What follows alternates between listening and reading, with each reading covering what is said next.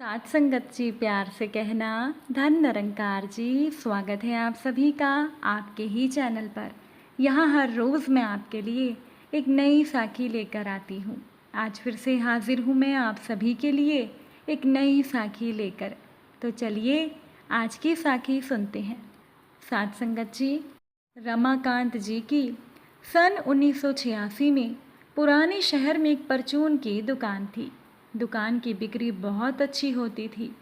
रमाकांत जी के 4 बच्चे हैं, 3 बेटियां और 1 बेटा। रमाकांत जी ने अपनी परचून की दुकान की कमाई से अपने बच्चों की काफ़ी अच्छी परवरिश की।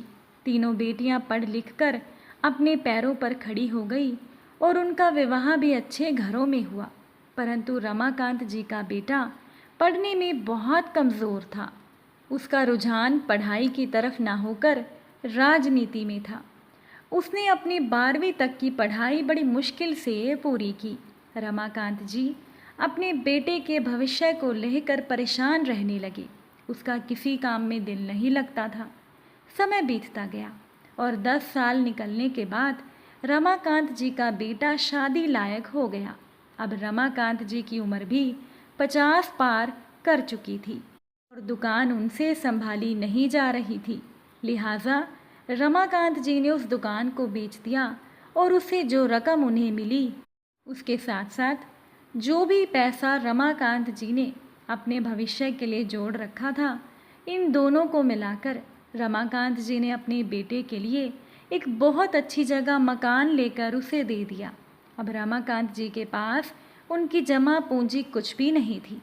सब कुछ बेटे के घर बनाने में और फिर उसकी शादी में लगा दिया।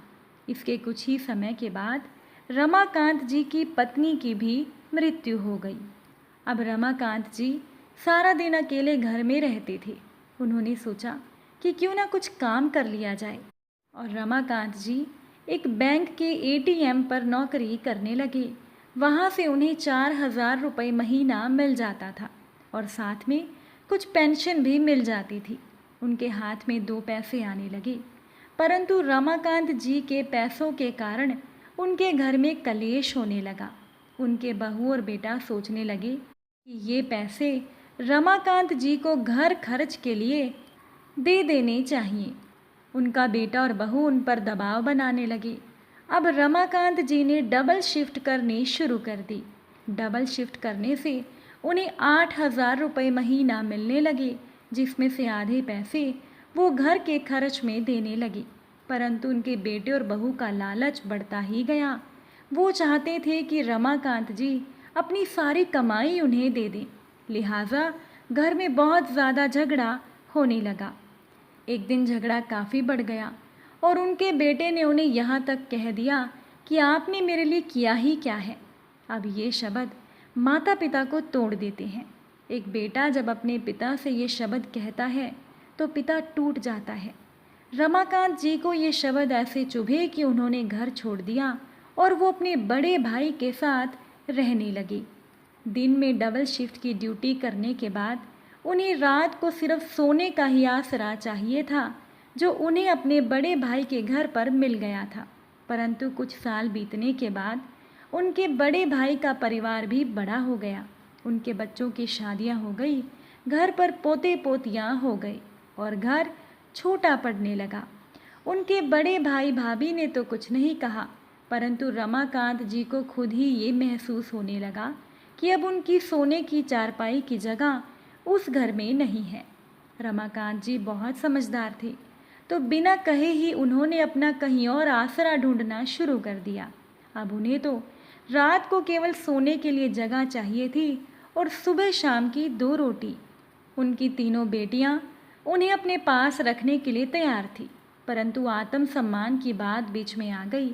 रमाकांत जी कहते कि बेटियों के घर रहना या खाना उनके आत्मसम्मान को चोट पहुंचाएगा, इसीलिए वो अपनी बेटियों के घर नहीं गए। उन्होंने एक वृद्धाश्रम को अपना आसरा बना लिया। उनका पूरा दिन तो 2 शिफ्ट की नौकरी में ही निकल जाता था। आश्रम से सुबह खाना खाकर आते, अपना दिन एटीएम पर बिताते और शाम को 2 रोटी खाकर आश्रम में सो जाते। यथासंभव सेवा में भी हाथ बटाते। अब उनकी उम्र ज़्यादा हो चली थी। उन्होंने एटीएम की नौकरी छोड़ दी। अब वो पूरा समय आश्रम में बिताने लगे। दूसरी तरफ उनके बेटे का कैरियर राजनीति में चमक गया और वो एक नेता बन गया। रमाकांत जी बहुत बूढ़े हो चुके थे। उन्हें आश्रम में सबसे बुजुर्ग इंसान के रूप में जाना जाता था और सभी उनका बड़ा सम्मान करते थे। एक दिन आश्रम की एक नई बिल्डिंग का उद्घाटन समारोह था। रमाकांत जी के बेटे को रिबन कटवाने के लिए बुलाया गया था। सभी आश्रमवासी स्वागत समारोह के काम में लगे थे। समारोह में रमाकांत जी की कुर्सी भी सबसे आगे लगी हुई थी, क्योंकि वो आश्रम के सबसे बड़े बुजुर्ग थे। जैसे ही उनका बेटा स्टेज पर कुछ कहने के लिए चढ़ता है, उसकी नज़र अपने पिता पर पड़ती है। वो अनजान था कि उसके पिता इस आश्रम में हैं। अब रमाकांत जी का बेटा तुरंत ही अपने पिता के पास जाता है और कहता है कि पिताजी, मुझसे गलती हो गई, घर वापस चलिए।